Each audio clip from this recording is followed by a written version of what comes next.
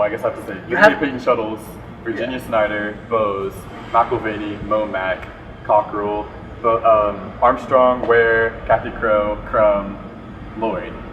Did you get Bose? Yeah. Did you get Ware? Yeah. Okay. There you go. That was all of them, right? I think. Did you get 11? Yeah. Residential Commons is awesome. It's literally where you live.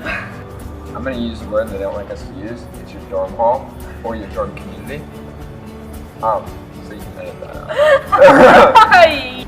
Dorm has such a negative connotation. Like, you know, when you're so basic. Yeah, when you go to yes, it's basic.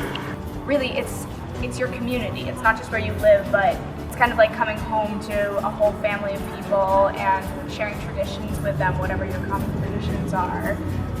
Showing spirit for your commons, especially right when you get to campus.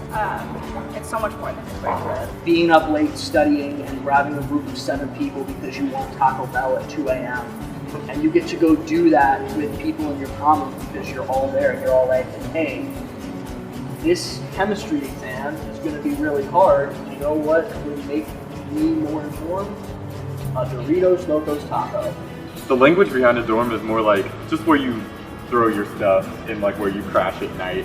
But I think what we were really trying to do as a community with our common system is make it so much more than that. Because like I mentioned the pride aspect, and we have the Olympics, and each commons really tries to compete to see who's the best common.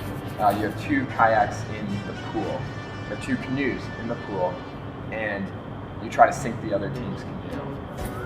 And I was not in the canoe, but I was putting water in other people's canoes.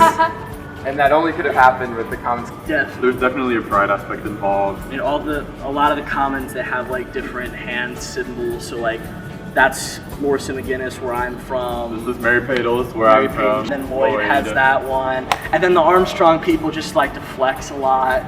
A FUR, as we call it here at SMU. FUR stands for Faculty in Residence. And it's the faculty members that live in the community. Yep. And the purpose of the FUR is they like host events to help integrate students as well. That are really there to kind of guide you through becoming comfortable with the academics in college. I'm not gonna lie, like when I first like realized what the residential commons system was, I was like, oh, so we're doing Harry Potter now. So like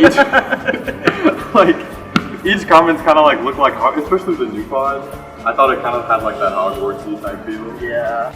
You should not come to your commons with a preconceived notion of what your experience is going to be. Because every commons is different. Yeah, everyone knows where we're from on campus. And that's something that's like not going to change. So never assume that you're ever going to lose that title. Because you'll always be part of that community, whether you move off campus in 4 years or whether you stay in the commons for 4 years.